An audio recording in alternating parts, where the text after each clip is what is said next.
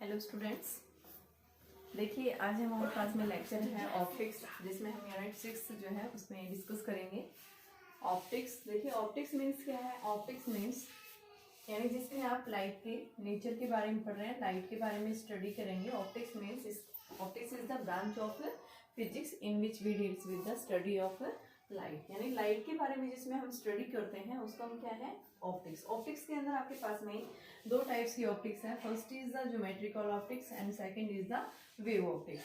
देखो geometrical optics को हम क्या बोलते हैं, रे ऑप्टिक्स, जिसमें हम रे के बारे में पढ़ते हैं। कोई भी रे ऑफ लाइट आ रही है, लाइट किस फॉर्म में आ रही है, रे की फॉर्म में आ रही है, ठीक है आप। और दूसरा वेव, वेव के अंदर क्या होता है, यानी कि लाइट जो है क्या कर रही है, वेव नेचर को शो करती है, यानी वेव्स की फॉर्म में लाइट क्या कर रही है, ट्रेवल कर रही है। यहाँ पे हम क्या बता रहे हैं, रे। रे का मतलब क्या है कि रे ऑफ लाइट जो है इस तरह से क्या कर रही है, स्ट्रेट लाइन में प्रोपेगेट कर रही है एरो की फॉर्म में। जहाँ पे भी एरो दिखाई देगा, यानी एरो का मतलब क्या है, आपके पास में एक लाइट है, ठीक है बेटा। तो लाइट के अंदर हम क्या बताते हैं, ए लार्ज नंबर ऑफ क्या होते हैं, पार्टिकल्स होते हैं। ये पार्टिकल्स क्या कर रहे हैं, एक स्ट्रेट लाइन में मूव कर रहे हैं, ठीक है। तो हम क्या बता रहे हैं कि आपके पास में जब भी कोई रे ऑफ लाइट जब भी किसी सरफेस के ऊपर फॉल करती है, तो लाइट के फॉल करने के कारण क्या होता है, वहां पे कौन कौन से फिनोमेना हम स्टडी करेंगे ज्योमेट्रिकल ऑप्टिक्स में। First is the reflection of light, second refraction,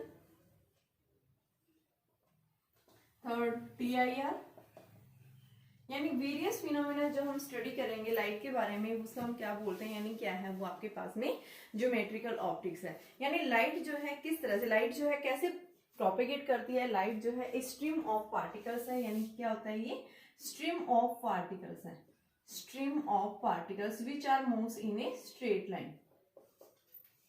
जब भी लाइट क्या कर रही है, प्रोपेगेट करती है, तो बेटा इसके अंदर a large number of particles होते हैं। ये पार्टिकल्स अपनी एनर्जी को वन बाई वन, यानी इस तरह से क्या कर रहे हैं, मान लो ये लाइट है, लाइट के अंदर ये लार्ज नंबर ऑफ पार्टिकल्स है। ये पार्टिकल्स अपनी एनर्जी को क्या कर रहे हैं, ट्रांसफर कर रहे हैं फ्रॉम वन टू अदर, ठीक है। इस तरह से कंटिन्यू अपनी एनर्जी को क्या कर रहे हैं, ये वन बाय वन एक दूसरे को ट्रांसफर कर रहे हैं, जिसके कारण लाइट जो है क्या कर रही है, प्रोपेगेट कर रही है। और जब भी रे ऑफ लाइट किसी भी सरफेस के ऊपर फॉल करती है, तो वहां पे वेरियस फिनोमेना हम पढ़ेंगे। Reflection of light first, second refraction of light, third TIR, fourth हम बताते हैं जब किसी भी सरफेस के ऊपर मेनली फॉल करती है तो हम मेनली तीन पार्ट्स पढ़ते हैं, एब्जॉर्प्शंस। कुछ रे ऑफ लाइट क्या हो जाती है कि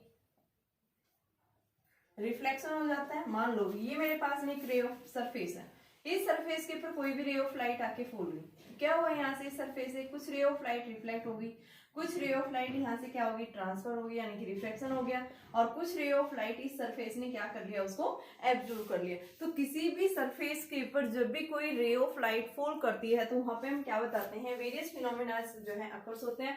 बट मेनली हम क्या बताते हैं, कौन कौन से फिनोमेनाज है बेटा, रिफ्लेक्शन, रिफ्रैक्शन, और साथ में क्या करता है कि एक इमेज भी फॉर्म करता है। देखो रे ऑफ लाइट जब भी प्रोपेगेट करती है, हमेशा किस फॉर्म में प्रोपेगेट करती है, रेक्टिलिनियर मोशन में क्या कर रही है, ये मूव कर रही है। रेक्टिलिनियर मींस स्ट्रेट पाथ के अंदर मूव करती है, ठीक है। तो रे ऑप्टिक्स के अंदर हम क्या बताते हैं, क्या होता है, रेक्टिलिनियर प्रोपेगेशन होता है, यानी कि रे ऑफ लाइट जो है सेम मीडियम के अंदर, यानी कि आप ये भी बता सकते हैं कि आइसोट्रोपिक मीडियम है और उस आइसोट्रोपिक मीडियम के अंदर रे ऑफ लाइट हमेशा क्या करती है, स्ट्रेट पाथ के अंदर मूव करती है, ठीक है। लाइट जो हम क्या बताते हैं, लाइट को हम देख नहीं सकते हैं, बट हम इसको क्या कर सकते हैं, लाइट के थ्रू हम पूरे स्पेस को देख पा रहे हैं, ठीक है। लाइट में क्या बताते हैं कि जो भी आपके पास में लाइट के ऑब्जेक्ट्स हैं, दो टाइप्स के होते हैं। First is the luminous objects and second is the non luminous objects. Luminous यानी कि जो ऑब्जेक्ट अपनी लाइट खुद एमिट करते हैं, ऐसे ऑब्जेक्ट्स को हम क्या बोलते हैं, लुमिनस। जैसे सन है, स्टार्स हैं, ये सब क्या है, लुमिनस ऑब्जेक्ट्स हैं। अपनी लाइट जो है नेचुरली क्या करते हैं, ये एमिट करते हैं, तो यानी this type of objects are known as luminous object. Second बच्चों हमारे पास में आता है non luminous objects. Non luminous में हम क्या पढ़ते हैं, जिसमें यानी कि ऐसे ऑब्जेक्ट्स जो क्या करते हैं, अपनी खुद की लाइट एमिट नहीं करते हैं, ठीक है। जो क्या करते हैं, यानी कि किसी भी सरफेस से रिफ्लेक्ट होकर फिर वो लाइट को एमिट कर रहे हैं, such type of objects are known as non luminous objects. देखो आपके पास में जब भी कोई रे ऑफ लाइट, यानी ऐसे सिंगल रे आ रही है, तो यानी वो क्या है, एक सिंगल रे ऑफ लाइट है। अगर आपके पास में लाइट क्या करिए, इस तरह से प्रोपेगेट कर रही है, तो बेटा उसमें हम क्या बताएंगे, क्या है वो, एक बीम ऑफ बन जाती है। बीम मतलब a large number of particles है, बीम ऑफ पार्टिकल्स है, ठीक है। उसको हम क्या बोलते हैं, क्या है वो, बीम। बीम का जहां पे भी नाम आ जाता है, बीम का मतलब क्या है कि उसके अंदर क्या है, बंडल ऑफ लाइट रेज है, ठीक है। और जब भी आपके पास कोई भी रे ऑफ लाइट जब किसी भी सरफेस के ऊपर फॉल करती है तो लाइट किसी पॉइंट के ऊपर कन्वर्ज हो जाती है, कहीं पे क्या हो जाती है, डाइवर्ज। डाइवर्ज का मतलब क्या है कि मान लो एक पॉइंट से रे ऑफ लाइट ऐसे डाइवर्ज अलग अलग डायरेक्शंस में क्या कर रही है, प्रोपेगेट कर रही है। और अगर रे ऑफ लाइट अलग अलग डायरेक्शन से आकर के एक पॉइंट के ऊपर मीट कर रही है तो इसको हम क्या बोलते हैं, कन्वर्जेंट, और इस केस में हम क्या बोलेंगे उसको, डाइवर्जेंट। तो बेटा ये हमारे पास में रे ऑप्टिक्स के अंदर इन सब के बारे में हम पढ़ेंगे, यानी कि रिफ्लेक्शन, मेनली रिफ्लेक्शन, TIR कैसे होता है, साथ में हम ऑप्टिकल इंस्ट्रूमेंट्स हैं वो सब हम किसके अंदर पढ़ेंगे, रे ऑप्टिक्स के अंदर। उसके बाद आती है second wave optics. Wave optics के अंदर यानी कि आपके पास में रे ऑप्टिक्स ने लाइट का वेव नेचर को शो नहीं किया, तो यानी कि आपके पास में वेव नेचर किसके थ्रू आप बताते हैं, यानी कि हमारे पास में 3 फिनोमेना जो हम बताते हैं, interference, diffraction and polarise. Ray optics के बेस पे हम इनको नहीं बता सकते, इसको हम किस थ्योरी के बेस पे बताते हैं, वेव ऑप्टिक्स। और यहाँ पे हम क्या बताते हैं, लाइट का जो वेव नेचर है, यानी कि लाइट के पास में क्या होता है बेटा, वेव नेचर भी शो करती है, किसके थ्रू हम बताते हैं लाइट का वेव नेचर, यानी कि कुछ ऐसे है आपके पास में फिनोमेना जैसे इंटरफेरेंस, डाइफ्रैक्शन एंड पोलराइजेशन। ये तीनों जो फिनोमिनाज हैं, ये तीनों फिनोमिनाज हम किसके अंदर पढ़ते हैं, लाइट के वेव नेचर। यानी इन्हीं तीनों फिनोमिनाज से हम क्या बताते हैं कि लाइट के पास में जो नेचर होता है वो कैसा होता है बेटा, कि आपके पास में वेव नेचर होता है। सेकंड हम क्या बताते हैं, देखो रे ऑप्टिक्स में मेनली डिफरेंस आप क्या बताएंगे, रे ऑप्टिक्स के अंदर आपके पास में जो रे ऑफ लाइट आएगी, यानी जो भी लाइट आ रही है उस लाइट की वेवलेंथ नियर अबाउट हम किसके इक्वल बताते हैं, कि आपके पास में ऑब्जेक्ट्स का जो डायमेंशन होता है वो क्या होता है बेटा, इस केस में लार्ज होता है, बट लाइट जो आ रही है उसकी वेवलेंथ क्या होती है, स्मॉल। ठीक है, बट आपके पास में जो क्या होगा, वेव ऑप्टिक्स, इसमें क्या होगा, देखो सबसे पहले रे ऑप्टिक्स में जो रे ऑफ लाइट आ रही है, रे ऑफ लाइट, इस लाइट की जो वेवलेंथ होगी वो वेवलेंथ क्या होगी, वेरी स्मॉल होगी as compare to the objects. जैसे मान लो आपके पास में ये क्या है, लेंस है, इस लेंस के ऊपर कोई भी रे ऑफ लाइट आके फूली, इस लाइट की जो वेवलेंथ है वो क्या है, वेरी स्मॉल है, और साइज क्या है इस ऑब्जेक्ट का, वेरी स्मॉल है। तो यहाँ पे हम क्या बताते हैं रे ऑप्टिक्स के अंदर, यानी कि हम क्या बताएंगे कि लाइट की जो वेवलेंथ है वो क्या है, या तो लाइट की वेवलेंथ वो स्मॉल होती है किसके कंपैरिजन, आपका ऑब्जेक्ट के साइज के कंपैरिजन। लेकिन वेव ऑप्टिक्स में हम क्या बताते हैं कि जो रे ऑफ लाइट जो आएगी, जो भी लाइट आके फॉल करेगी, उस लाइट का जितना साइज होगा, यानी उसकी जो वेवलेंथ होगी वही वेवलेंथ किस केस में होगी, आपके पास में वेव ऑप्टिक्स के अंदर जो भी आप फिनोमेना, जो भी ऑब्जेक्ट्स होंगे उस ऑब्जेक्ट के नियर अबाउट हमें क्या मिलती है, सेम मिलती है। ठीक है, ये सब हम किसके अंदर पढ़ेंगे, यानी कि वेव ऑप्टिक्स। ठीक है, तो आप सबसे पहले आप क्या बताएंगे कि यहाँ पे आपके पास में ऑब्जेक्ट का जो साइज होता है वेव ऑप्टिक्स में, object size is near about same, या कंपेरेबल भी हो सकता है। तो आप ये बता सकते हैं objects dimensions is nearly same as the ray of light, but in case of ray optics कि आपके पास में जो लाइट की जो साइज होता है, डायमेंशंस होता है, वेरी स्मॉल होता है as comparison to the objects. ठीक है, तो अभी सिर्फ हम बेसिक बता रहे हैं कि आपके पास में लाइट कितने टाइप्स की होती है, लाइट किस तरह से प्रोपेगेट करती है। अब बेटा हमारे पास में जो सिलेबस है, इस बार CBSE ने जो है कुछ टॉपिक्स यानी रिलेटेड कर दिए हैं, जिसके अंदर आपका रिफ्लेक्शन जो है, लाइट का जो रिफ्लेक्शन होता है, ये पूरा कॉन्सेप्ट यहाँ से हटा दिया है। तो हमारा पास जो टॉपिक होगा वो हम किसके बारे में पढ़ेंगे, रिफ्लेक्शन के बारे में पढ़ेंगे। तो मैं यहाँ से आपको रिफ्लेक्शन के बारे में बताऊंगी। रिफ्लेक्शन के बारे में सिर्फ हम मेन पॉइंट्स देख लेते हैं, रिफ्लेक्शन में क्या होता है। तो देखिए सबसे पहले रे ऑप्टिक्स हम स्टार्ट करेंगे। सबसे पहले रे ऑप्टिक्स जो हमारे पास में रे ऑप्टिक्स होती क्या है ये मैंने अभी बताया है। ठीक है, जिसके अंदर हम रिफ्लेक्शन पढ़ेंगे। तो आपके पास में सबसे पहले आता है रिफ्लेक्शन ऑफ लाइट। लाइट का रिफ्लेक्शन कैसे होता है, reflection of light. Reflection of light means bounce back of light from a surface. जब भी कोई रे ऑफ लाइट किसी भी सरफेस के ऊपर जब क्या कर रही है, फॉल कर रही है किसी भी एंगल से, तो सेम एंगल से क्या हो जाती है, वापस वो रिट्रेस हो रही है। जैसे ये रे ऑफ लाइट आई, ये एक सरफेस है मान लो, इस सरफेस के ऊपर जब से ये रे ऑफ लाइट गई तो यहाँ पे क्या बनाया हमने, एक नॉर्मल लिया, इस नॉर्मल के साथ में ये जो रे है ये कैसी रे है बेटा, इंसिडेंट रे। ये क्या है, नॉर्मल रे। जैसे ही रे ऑफ लाइट इस सरफेस के ऊपर आके स्ट्राइक करती है तो यहां से वापस क्या होगी, रिफ्लेक्ट होगी, वापस उसी मीडियम में रिफ्लेक्ट, यानी कि रिफ्लेक्ट होगी, बाउंस बैक होगी है। तो यहाँ पे आई किसके इक्वल है, आर के इक्वल। तो सबसे पहले हम क्या बता रहे हैं, रिफ्लेक्शन का मतलब क्या है कि जब भी कोई रे ऑफ लाइट जब भी किसी सरफेस के ऊपर क्या करती है, स्ट्राइक करती है, तो स्ट्राइक करने के बाद रे ऑफ लाइट वापस उसी मीडियम के अंदर क्या हो जाती है, बाउंस बैक हो जाती है। That's phenomena is known as reflection. ठीक है, तो बेटा जब भी रिफ्लेक्शन होता है, जब भी रिफ्लेक्शन होता है तो हम उसके लिए क्या पढ़ते हैं, मेनली लॉ ऑफ रिफ्लेक्शन। आप लोग सभी पढ़ चुके हैं, ये सब आपने 8th क्लास से पढ़ते आ रहे हैं। सबसे पहले हम क्या बता रहे हैं, incident ray, normal ray and आपके पास में reflected ray should be lie in the same plane, in same plane. तीनों क्या होनी चाहिए, सेम प्लेन में लाई होनी चाहिए। सबसे पहले फर्स्ट लॉ ऑफ रिफ्लेक्शन आपके पास यही आता है कि आपकी इंसिडेंट रे, नॉर्मल रे, रिफ्लेक्टेड रे क्या होनी चाहिए बेटा, तीनों सेम प्लेन के अंदर लाई होनी चाहिए। सेकंड हम क्या बताते हैं कि सेकंड फिनोमिना कि यहाँ पे जितना एंगल ऑफ इंसिडेंस बनेगा उतना ही एंगल ऑफ रिफ्लेक्शन बनता है। सबसे ज्यादा इंपॉर्टेंट है कि जब भी किसी रे ऑफ लाइट का रिफ्लेक्शन होता है तो angle of incidence and angle of reflection should be equal.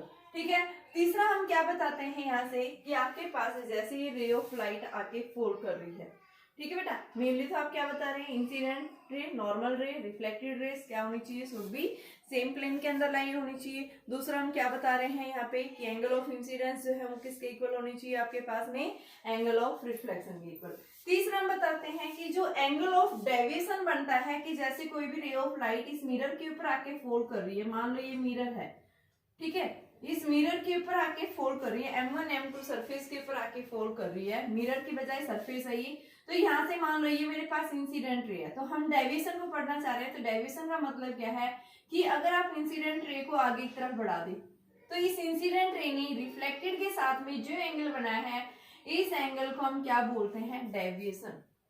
ठीक है, तो डेविएटेड रे कौन सी है कि अगर आप इंसिडेंट रे को आगे की तरफ क्या कर रहे हैं, इंक्रीज कर रहे हैं, तो यहाँ पे इस इंसिडेंट रे ने ही रिफ्लेक्टेड रे के साथ में जो एंगल बनाया है इस एंगल को हम क्या बोलेंगे, क्या है बेटा, वो एंगल ऑफ डेविएशन। अब हमें क्या निकालना है, इस एंगल ऑफ डेविएशन की वैल्यू को निकालना है। तो एंगल ऑफ डेविएशन हम कैसे बताएंगे, देखो ये हमारे पास क्या है, एक स्ट्रेट लाइन है, स्ट्रेट लाइन में टोटल एंगल क्या होता है हमेशा 180, तो डेल को आप क्या लिखेंगे 180 के इक्वल, और डेल की जगह आप क्या लिख सकते हैं, देखिए आपके पास में टोटल जो स्ट्रेट लाइन पे एंगल बन रहा है I plus R plus del is equal to 180।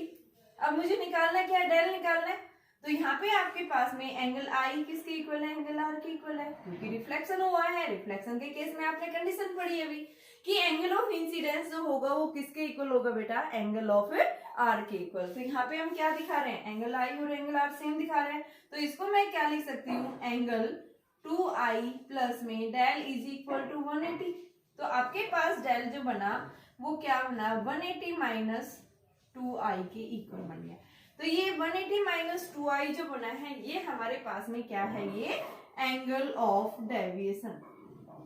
तो डेविएशन क्या होता है, सबसे पहले आप यही समझिए, डेविएशन का मतलब क्या है कि अगर आप इंसिडेंट रे को आगे की तरफ इंक्रीज कर देते हैं तो इंसिडेंट रे ने रिफ्लेक्टेड के साथ में जो एंगल बना है उस एंगल यानी उन दोनों के बीच में जो एंगल बनेगा वो एंगल क्या कहलाएगा, आपका कैसा होगा बेटा, ये डेविएशन। ठीक है, तो रे डेविएट हो गई यानी इसके साथ रिफ्लेक्टेड रे के साथ में, तो आपके पास में इस केस में हम क्या बता रहे हैं कि एंगल ऑफ डेविएशन जो बना है वो क्या है, आपके पास में 180 माइनस 2I के इक्वल है। ठीक है, जब भी रिफ्लेक्शन हुआ है, रिफ्लेक्शन के केस में I और R क्या बनते हैं, सेम बनते हैं। जैसे मेरे पास एक क्वेश्चन दिया हुआ है कि कोई भी रे ऑफ लाइट जो है जब आके एक सरफेस के ऊपर स्ट्राइक हुई है, मान लो ये आपके पास में एक सरफेस है, इस सरफेस के ऊपर एक रे ऑफ लाइट आई और इसने नॉर्मल के साथ में एंगल कितना बनाया बेटा, 30 डिग्री का एंगल बनाया। तो यहाँ से पूछा क्या है, what will be the angle of deviation. तो एंगल ऑफ डेविएशन अभी मैंने बताया था, देखो कैसे, पहले जिसका रिफ्लेक्शन हुआ रिफ्लेक्शन होगा तो आई और आर क्या है, सेम, जितना 30 डिग्री के एंगल से क्या हुई है, यहाँ पे फॉल हुई है, उसी एंगल से वापस क्या हो जाएगी, उसी मीडियम में रिफ्लेक्ट होगी यही। ठीक है, अभी हमें क्या निकालना है, एंगल ऑफ डेविएशन। तो एंगल ऑफ डेविएशन का मतलब क्या है कि आपके पास जो इंसिडेंट रे है, इस इंसिडेंट रे को अगर हम आगे की तरफ क्या कर देते हैं, इंक्रीज कर देते हैं, इसको बढ़ा देते हैं, तो ये आपके पास में जो रे है, इसने क्या किया, इस रिफ्लेक्टेड रे के साथ में जो एंगल बनाया है, इस एंगल को हम क्या बोलेंगे, डेल्टा। और डेल्टा किसके इक्वल है, 180 माइनस 2 थीटा भी पढ़ा है आपने। ठीक है, थीटा कितना है, 30 डिग्री, तो यहाँ पे आप रखिए डेल किसके इक्वल आ जाएगा, 180 माइनस 2 इंटू 30। तो ये बेटा आपके पास में कितना आ गया, 120 डिग्री आ गया। तो 120 डिग्री ये क्या है आपके पास में, एंगल ऑफ डेविएशन। ठीक है, और किस डायरेक्शन में रोटेट कर रहा है, तो इसकी डायरेक्शन आप क्या बताएंगे, एंटी क्लॉकवाइज डायरेक्शन में क्या कर रहा है, ये रोटेट कर रहा है। ठीक है, कि आपके पास में कोई भी रे ऑफ लाइट जब आके फॉल कर रही है, यानी इस तरह से, तो यहाँ से रे ऑफ लाइट ऐसे गई है, तो ये एंटी क्लॉकवाइज डायरेक्शन में आपको मिलेगा। ठीक है, डेविएशन, क्योंकि इंसिडेंट ने किसके साथ, इसके साथ बनाया, तो ये रे ऑफ लाइट ऐसे जाएगी, तो हमेशा हम क्या बताएंगे, एंटी क्लॉकवाइज डायरेक्शन में क्या कर रहा है, ये आपको एंगल मिला है, एंगल ऑफ डेविएशन। ठीक है, तो अब देखिए, अब हम बात कर रहे हैं, ये तो हमने डेविएशन की बात की है, अब हम बात कर रहे हैं कि कोई भी रे ऑफ लाइट जब एक प्लेन मिरर के ऊपर आके स्ट्राइक करती है, कोई भी रे ऑफ लाइट अगर आपके पास में क्या है, एक प्लेन मिरर है, उस प्लेन मिरर से रिफ्लेक्शन होता है, तो उसके लिए क्या कंडीशंस होनी चाहिए। सबसे पहले हम क्या बताते हैं, देखो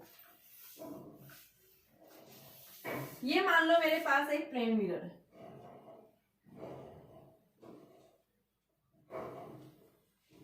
सबसे पहले हम क्या बताते हैं, प्लेन मिरर ये एक ऑब्जेक्ट है, ऑब्जेक्ट है, जितनी डिस्टेंस पे ऑब्जेक्ट रखा हुआ है उतनी डिस्टेंस पे क्या बनती है, हमेशा इमेज बनती है। प्लेन मिरर क्या करता है, हमेशा वर्चुअल इमेज फॉर्म करेगा, वर्चुअल इमेज फॉर्म करेगा, सेम साइज की फॉर्म करेगा, इरेक्ट करेगा, लेटरल इमेज फॉर्म करेगा।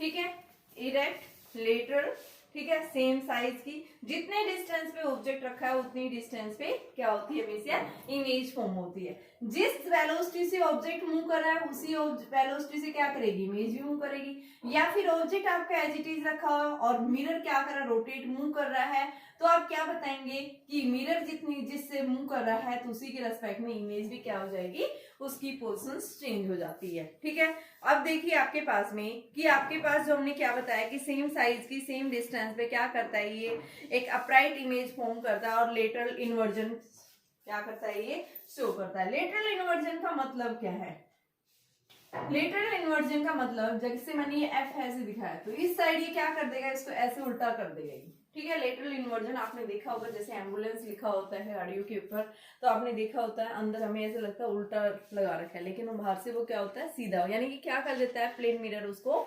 लेटरल इन्वर्ट कर देता है। ठीक है बेटा, अब देखिए हमारे पास में कुछ पॉइंट्स हैं जिनको सिर्फ मैं इनके डेरिवेशन नहीं करवाने वाली, सिर्फ आप उनका रिजल्ट याद रखेंगे, क्योंकि डेरिवेशन हमारे सिलेबस में नहीं है, सिर्फ हमें पता होना चाहिए। सबसे पहले मैंने क्या बताया कि आपके पास में एक प्लेन मिरर से जितनी डिस्टेंस पे ऑब्जेक्ट है उतनी डिस्टेंस पे हमेशा क्या करता है, इमेज उतनी ही डिस्टेंस पे इमेज फॉर्म होगी। दूसरा हम क्या बता रहे हैं, देखो मान लो एक मिरर है, क्वेश्चन क्या पूछा है, एक बॉय इसके सामने खड़ा है, मिरर के सामने, तो वो अपनी फुल साइज की इमेज देखना चाहता है मिरर के अंदर, तो उस मिरर की जो हाइट है वो कितनी होनी चाहिए, what should be the minimum length of the mirror. तो वहां उस केस में आप क्या बताएंगे कि जो मैन की जो हाइट है, मैन की जो हाइट है उसकी हाफ हाइट का क्या होना चाहिए, मिरर प्लेस करेगा।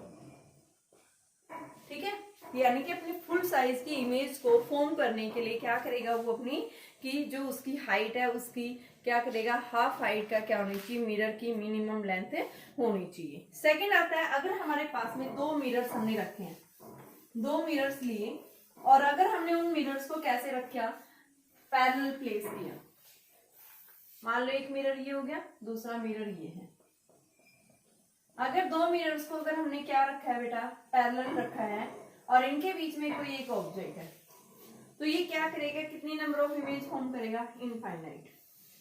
ठीक है, आपके पास में पैरेलल प्लेस किया हुआ है, तो हम यहाँ पे क्या बताएंगे, नंबर ऑफ इमेज, जैसे मान लो यहाँ से एक सरफेस से लाइट, रे ऑफ लाइट ऐसे गई, ये टकराएगा यहाँ से, रिफ्लेक्ट करेगा ऐसे, ठीक है। तो यानी लार्ज नंबर ऑफ क्या होता है यहाँ पे रिफ्लेक्शन टेक्स प्लेस होता है। तो ओनली हम क्या ध्यान रखेंगे, जब भी प्लेन मिरर्स कैसे हैं, दो प्लेन मिरर्स अगर पैरेलल रखे हुए हैं तो क्या करता है बेटा, वो इनफाइनाइटली इमेज फॉर्म करता है। अब नेक्स्ट आता है मेरे पास में कि नंबर ऑफ इमेजेस। अगर आपके पास में दो मिरर्स किसी एंगल से इंक्लाइंड है, एक मिरर ये हो गया, ठीक है, दूसरा मिरर हमारे पास ये हो गया, और अगर हम यहाँ पे क्या कर रहे हैं, इन दोनों के बीच में एक ऑब्जेक्ट प्लेस कर दिया, ठीक है। तो यहाँ से पूछा है बताइए कितनी नंबर ऑफ इमेजेस होंगी, ठीक है। एक साइड से यहाँ पे जो एंगल बना रखा है 30 डिग्री, एक साइड से 20 डिग्री। तो इसके लिए हम सबसे पहले फॉर्मूला क्या याद रखना है, n is equal to 360 by theta. Theta अगर दोनों के बीच में आपके पास में टोटल एंगल दे रखा थीटा, तो उस केस में नंबर ऑफ इमेजेस निकालने के लिए हमारे पास फॉर्मूला क्या होगा, 360 बाई थीटा होगा, ठीक है। अब बात आती है आपके पास में यहाँ नंबर ऑफ इमेजेस। अगर हम क्या कर रहे हैं, अगर n क्या आता है, ओड इमेज को फॉर्म कर सकता है अगर आपके पास में और ये जो ऑब्जेक्ट जो रखा हुआ है वो सिमेट्रिकली रखा हुआ है। If object is place symmetrically, तो उस केस में नंबर ऑफ इमेजेस और हो सकती हैं। लेकिन अगर आपके पास में n की वैल्यू 360 बाई थीटा आ रहा है और आपके पास में if object is place unsymmetrically, then आपके पास n जो आएगा यानी कि इमेजेस, नंबर ऑफ इमेजेस जो होगी वो बेटा क्या बताएंगे, then number of image will be n-1 आप बताएंगे, ठीक है। ये हमारे पास फॉर्मूला होता है। सबसे पहले मैं यहाँ पे दिखा रही हूँ, आपके पास अनसिमेट्रिकल है, ठीक है। तो इसके लिए आप क्योंकि अलग अलग एंगल दे रखा है, कोई टोटल थीटा दे नहीं रखा, तो इसको हम निकालने के लिए क्या करेंगे, आपके पास में यानी कि 30 डिग्री और 20 डिग्री, दो क्या दिए हैं आपके पास में एंगल्स दे रखे हैं दोनों मिरर्स के केस में। तो यहाँ पे हम मिरर M1 मान लो, ये मिरर M1 है, ये मिरर M2 है। मिरर M1 ने 30 डिग्री एंगल बनाया, मिरर M2 ने एंगल कितना बनाया, 20 डिग्री। दोनों का जो सम आ रहा है वो 50 है, ठीक है। टोटल एंगल क्या है, 50। अब आपने क्या करना है, सबसे पहले यहाँ इसके अंदर ये ऐड करेंगे, कितना आएगा, 80। इधर से इसमें ऐड करेंगे 70, ठीक है। हमें जब तक ऐड करते जाना है कि टोटल लास्ट तक एंगल क्या ना हो जाए, 180 के इक्वल ना हो जाए। 180 से जैसे ग्रेटर हो जाता है तो उस केस में आप वहां आगे नंबर ऑफ इमेजेस काउंट नहीं करेंगे, ठीक है। अब देखिए आपके पास में ये हो गया, यहाँ फिर आप क्या लिख देंगे, 50। अब ये फिर से इसके साथ 7 + 50 क्या आ गया, 120। 80 + 50 130। अब फिर यहाँ 50 लिखो, 130 + 50 और ये क्या आ गया, 180 आ गया ना ये तो, और 120 + 50 170। तो यानी इस इमेज को हम नहीं लेंगे। तो अब हमें क्या देखना है, नंबर ऑफ इमेजेस देखनी है। तो नंबर ऑफ इमेजेस यानी first image, second image, third image, fourth image, fifth image, sixth image, ये 7 और ये क्या है 8 नहीं लेंगे हम। कितनी नंबर ऑफ इमेजेस बताएंगे, 7 नंबर ऑफ इमेजेस फॉर्म होंगी। और आपके पास में जो एंगल बन रहा है वो कैसा है बेटा, अनसिमेट्रिकल। तो नंबर ऑफ इमेजेस हम कितनी बताएंगे, 7 इमेज फॉर्म होंगी, ठीक है। जब भी आपके पास में यानी कि दो मिरर्स अगर किसी एंगल के साथ में प्लेस कर रखे हैं तो उस केस में आप क्या बताएंगे, इस तरह से हम वैल्यू निकालते हैं, ठीक है। तो आपके पास नंबर ऑफ इमेजेस निकालने के लिए फॉर्मूला पता लग गया। अगर आपके पास में क्या कह रहा है क्वेश्चन कि अगर कोई भी मिरर किसी एंगल से क्या कर जाता है, रोटेट कर जाता है, तो आप क्या बताएंगे। मत देखिए हमारे पास ये रखा हुआ मिरर, रे ऑफ लाइट आके फॉलोइंग स्ट्राइक हो गया यहाँ से। अब अगर ये मिरर क्या कर जाता है, रोटेट कर जाता है, मान लो ये ऐसे रोटेट कर जाता है, कितने एंगल से, थीटा एंगल से रोटेट करेगा। तो अगर ये थीटा एंगल से रोटेट कर जाता है तो उस केस में क्या पूछेगा कि बताइए आपके पास में रिफ्लेक्टेड रे जो है उसके ऊपर क्या इफेक्ट पड़ेगा, ठीक है। तो हम क्या बताएंगे कि आपकी जो रिफ्लेक्टेड रे है वो क्या हो जाती है बेटा, 2 थीटा एंगल से क्या कर जाती है, रोटेट कर जाती है। इन द सेम सेंस, जिस सेंस में आपका क्या कर रहा है, मिरर रोटेट कर रहा है, उसी सेंस में हमारी इमेज भी क्या कर जाती है, रोटेट कर जाती है। बट अगर आपके पास में जो मिरर एज इट इज रखा हुआ है, ठीक है। और जो इंसिडेंट रे है वो अगर क्या कर जाती है, इसमें इंसिडेंट रे फिक्स है, बट अगर इंसिडेंट रे रोटेट कर जाती है किसी एंगल से, थीटा एंगल से, तो उस केस में आप क्या बताएंगे, रिफ्लेक्टेड रे क्या हो जाएगी, डबल एंगल से रोटेट करेगी, but in the opposite sense. मान लो कि क्लॉकवाइज डायरेक्शन में इंसिडेंट रे जो है रोटेट कर रही है, तो हम क्या बताएंगे, reflected ray anti clockwise direction में 2 थीटा एंगल से क्या कर जाएगी, रोटेट। देखो अगर मिरर रोटेट कर रहा है तो in the same sense reflected ray rotate करेगी, but if the incident ray यानी कि फिक्स नहीं है, क्या फिक्स कर रखा है आपने, मिरर फिक्स कर रखा है, और इंसिडेंट रे क्या कर गई है बेटा, थीटा एंगल से क्लॉकवाइज डायरेक्शन में रोटेट कर गई है, then what will your answer कि रिफ्लेक्टेड रे के ऊपर क्या इफेक्ट पड़ेगा। तो आप क्या देंगे कि जो आपके पास में रिफ्लेक्टेड रे जो है वो क्या करेगी, अपोजिट सेंस के अंदर ट्वाइस ऑफ एंगल, यानी जिस एंगल से वो क्या करी थी, रोटेट करी थी, उसका डबल एंगल से क्या करेगी, वो अपोजिट सेंस के अंदर रोटेट करेगी। ठीक है, तो ये क्या था हमारे पास में, रिफ्लेक्शन के बारे में हमने पढ़ा है। ठीक है बेटा, अब हमारे पास में जो रिफ्लेक्शन जो है ये कॉन्सेप्ट आपका सिलेबस से हटा दिया गया है। अभी हमारे पास में जो नेक्स्ट टॉपिक है, हम रिफ्रैक्शन के बारे में स्टार्ट करेंगे। ठीक है, तो रिफ्रैक्शन क्या होता है आप लोगों ने पहले भी पढ़ा हुआ है रिफ्रैक्शन के अंदर। ठीक है, तो रिफ्रैक्शन देखिए एक बार। रिफ्रैक्शन का मतलब क्या होता है, सबसे पहले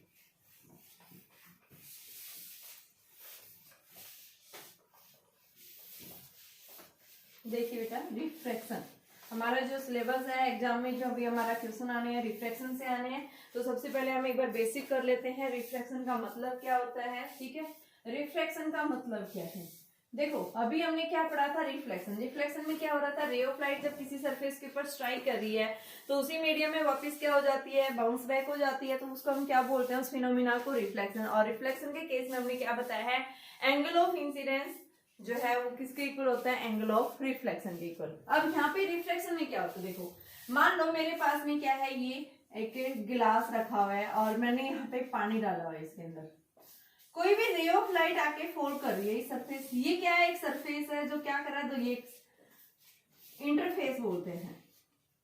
इंटरफेस मींस एक ऐसा सरफेस जो दो मीडियम्स को क्या कर रहा है, सेपरेट कर रहा है। ठीक है, तो अपर मोस्ट जो लेयर है, या फिर आप बता सकते हैं कि आपके पास में ग्लास विंडो है और इस ग्लास विंडो के ऊपर कोई भी रे ऑफ लाइट ऐसे आके फॉल रही है।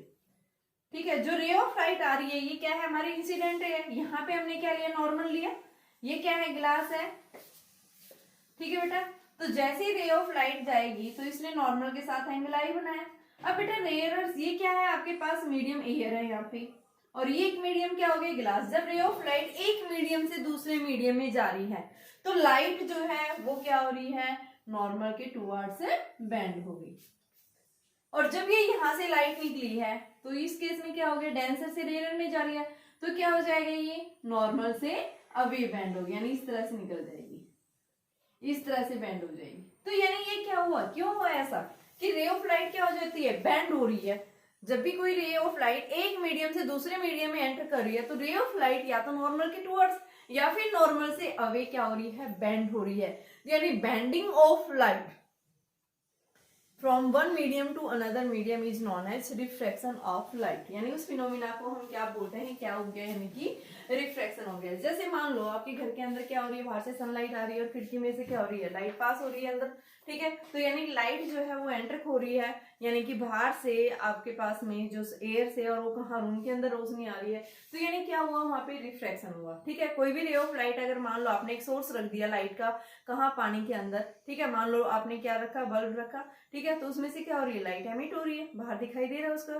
ठीक है, तो वो क्या हो रहा है, यानी कि रे ऑफ लाइट क्या हो रहा है बेटा, पानी से निकल के कहाँ आ रही है, बाहर आ रही है रोशनी। ठीक है, तो यानी उसका मतलब क्या है, क्या हुआ वहां पे फिनोमेना, यानी क्या है वो, रिफ्रैक्शन। रिफ्रैक्शन का मतलब क्या है कि जब भी कोई रे ऑफ लाइट एक मीडियम से दूसरे मीडियम में जा रही है तो लाइट क्या हो रही है, बेंड हो रही है, या तो नॉर्मल के टुवर्ड्स बेंड हो रही है या फिर नॉर्मल से अवे बेंड हो रही है। और जब भी रे ऑफ लाइट एक मीडियम से दूसरे मीडियम में क्या हो रही है, नॉर्मल के टुवर्ड्स या नॉर्मल से अवे बेंड होती है, तो यानी उसको हम क्या बोलते हैं, क्या है वो, रिफ्रैक्शन है। अब हमारे पास बात आती है कि रिफ्रैक्शन फिर होता क्यों है, क्या रीजन है, what is the reason for the refraction of light. ठीक है, सबसे पहले मैं रिफ्रैक्शन के लिए आपको यहाँ पे लाज हम पढ़ेंगे। ठीक है, लाज कैसे होता है, तो देखिए बेटा किस तरह से आता है ये। ला का मतलब क्या है, इसके लिए रूल्स है हमारे पास में, लॉ ऑफ रिफ्रैक्शन। जैसे हमने लॉ ऑफ रिफ्रैक्शन पढ़ा था उसी तरह से लॉ ऑफ रिफ्रैक्शन। तो लॉ ऑफ रिफ्रैक्शन के अंदर क्या होता है, मान लो आपके पास में ये क्या है, कोई भी एक सरफेस है, गिलास है, ये रे ऑफ लाइट आई, नॉर्मल है, ये क्या होगी, बेंड होगी नॉर्मल के टुवर्ड्स, एंगल आई बनाया, ये एंगल आ रहा है, ठीक है। तो यहाँ पे बेटा हमने क्या बताया सबसे पहले कि रेयर मीडियम एक और दूसरा क्या है, डेंसर मीडियम। सबसे पहले हम रेयर मीडियम किसको कहेंगे, कि हम किस मीडियम को रेयर कहेंगे, किस मीडियम को हम डेंसर कहेंगे। सबसे पहले रेयर मीडियम का मतलब क्या है, रेयर मीडियम मीन्स यानी कि ऐसा मीडियम जहां पे लाइट की स्पीड क्या होती है बेटा, मैक्सिमम है। यानी कि ऐसा मीडियम जहां पे लाइट की स्पीड हमें मैक्सिमम मिलती है, वो मीडियम हमेशा क्या कहलाएगा बेटा, यानी कि रेयर।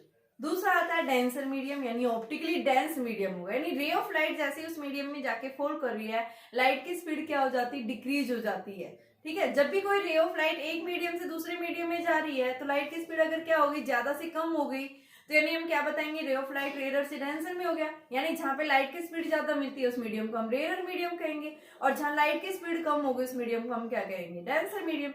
दूसरा हम बता रहे हैं कि अगर कोई भी रे ऑफ लाइट अगर डेंसर से रेयर में जा रही है, यानी कि पहले लाइट क्या थी उस मीडियम में कम थी, फिर बाद में लाइट की स्पीड क्या होगी, बढ़ गई, तो इसका मतलब क्या हुआ कि जिस मीडियम के अंदर लाइट की स्पीड कम हो जाती है वो मीडियम क्या कहलाता है, यानी कि जहां लाइट की स्पीड कम हो रही है, यानी कि वो क्या होगा बेटा, डेंसर मीडियम।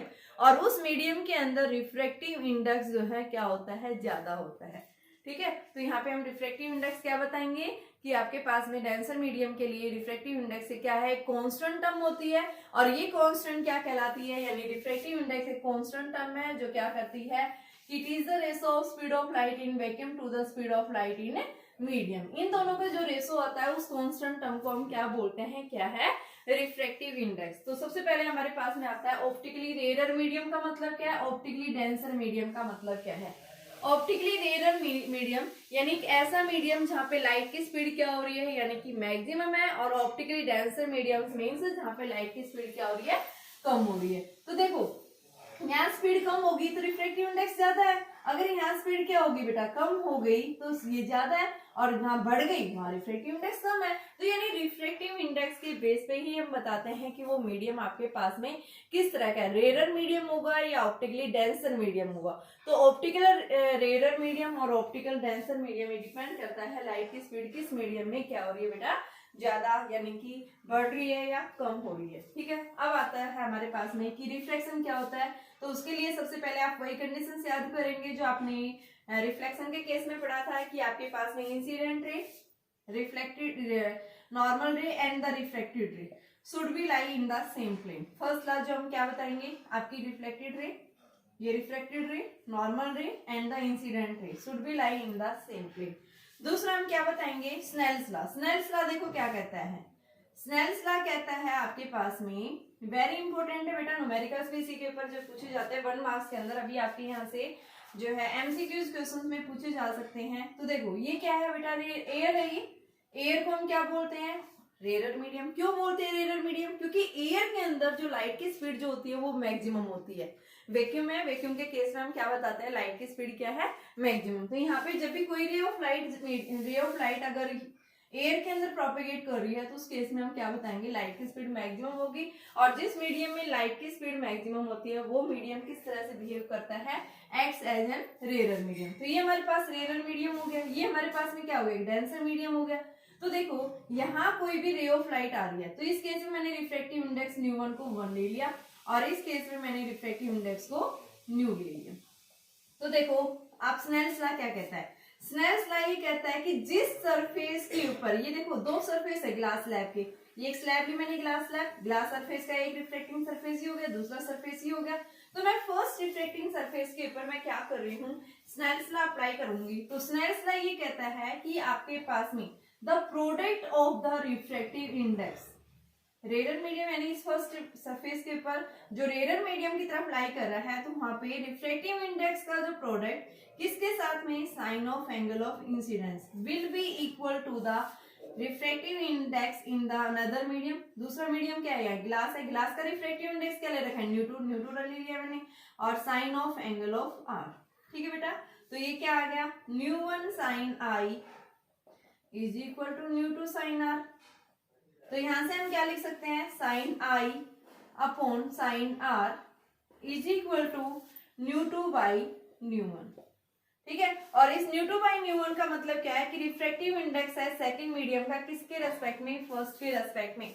तो sine I upon sine R का जो रेशो आता है वो क्या आता है, एक constant, and that's constant is equal to the refractive index. ठीक है, और रिफ्रैक्टिव इंडेक्स अलग अलग मीडियम्स के लिए यानी कि अलग अलग इसकी वैल्यू फिक्स होती है, अलग अलग कांस्टेंट वैल्यू होती है। ठीक है, हमेशा ये क्या है, एक कांस्टेंट वैल्यू, क्योंकि आपके पास में रिफ्रैक्टिव इंडेक्स मैंने बताया है क्या होता है, ये लाइट की स्पीड का रेशो होता है कि फ्री स्पेस के अंदर लाइट की स्पीड क्या थी, to the speed of light in another medium, कि जब भी कोई रे ऑफ लाइट एक मीडियम से दूसरे मीडियम में जा रही है तो वहां पे लाइट की स्पीड कितनी कम हो रही है, बढ़ रही है, तो डिपेंड करता है। तो अलग अलग मीडियम्स के लिए हम क्या बताते हैं, रिफ्रैक्टिव इंडेक्स की वैल्यू जो आती है वो क्या आती है बेटा, अलग अलग आती है। ठीक है, दूसरा ला हो गया। फर्स्ट ला मैंने क्या बताया, आपके पास में incident ray, normal ray and the refracted ray should be lie in the same plane. Second हम क्या बताएंगे कि आपके पास में जो स्नेल्स लॉ है ये क्या कहता है, जब भी कोई रे ऑफ लाइट एक मीडियम से दूसरे मीडियम में जा रही है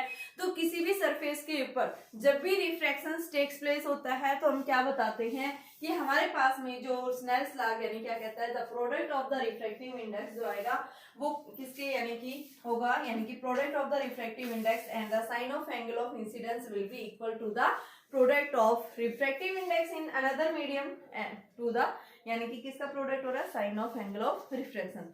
क्या होंगे, दोनों की वैल्यू सेम आएगी। तो यहाँ से हमने ये फॉर्मूला निकाल दिया। और तीसरा ये कहता है कि जब भी कोई रे ऑफ लाइट एक मीडियम से दूसरे मीडियम में जा रही है, कोई भी रे ऑफ लाइट जब एक मीडियम से दूसरे मीडियम में एंटर कर रही है तो बेटा फ्रीक्वेंसी हमेशा और साथ में फेस, जो लाइट जो आके फॉल रही है उस लाइट की फ्रीक्वेंसी और उस लाइट का फेस जो है कभी चेंज नहीं होगा।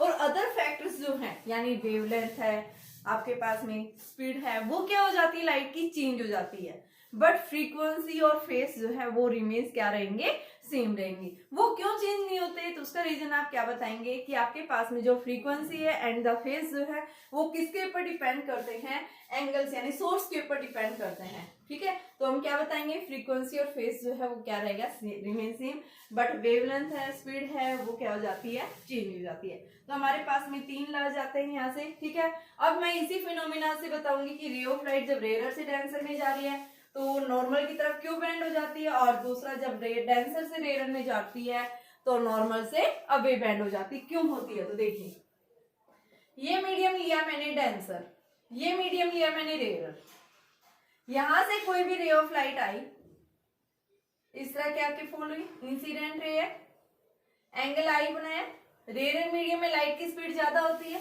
और डेंसर मीडियम में लाइट की स्पीड क्या हो जाती है, कम हो जाती है। तो जैसे ही रे ऑफ लाइट जाएगी तो इस केस में ये नॉर्मल के टुवर्ड्स क्या होगी, बेंड होगी। क्यों हुई, क्योंकि लाइट की स्पीड कम होगी। ठीक है, इस वजह से हुआ ही कि C is more than another medium, ये दूसरा मीडियम है। दूसरा आपके पास क्या हुआ कि रे ऑफ लाइट जैसे किसी सरफेस के ऊपर आके फॉल कर रही है तो ये डेंसर मीडियम है मान लो, और ये क्या है, रेयर। अब यहाँ स्पीड कम थी, यहाँ स्पीड बढ़ गई, तो स्पीड बढ़ने की वजह से क्या हो जाएगा, ये यानी कि नॉर्मल से अवे बेंड हो जाएगी इस तरह से। ठीक है, ये R ज्यादा हुआ है यहाँ I से। ठीक है, R is greater than I, इस केस में I R क्या था, ज्यादा था R से। तीसरा हमारे पास में क्या होगा, कोई भी रे ऑफ लाइट अगर नॉर्मल के अलोंग आ रही है तो I और R क्या होगा बेटा, 0 होगा। Angle of incidence and angle of R की वैल्यू क्या होगी, 0 बताएंगे। तो ये हमारे पास में क्या है, आपके पास में कि क्या होते हैं बेटा, रिफ्रैक्शन। अब कल हम इसके बारे में रिफ्रैक्टिव इंडेक्स के बारे में पढ़ेंगे, किस तरह से रिफ्रैक्टिव इंडेक्स की वैल्यू कैसे चेंज हो रही है।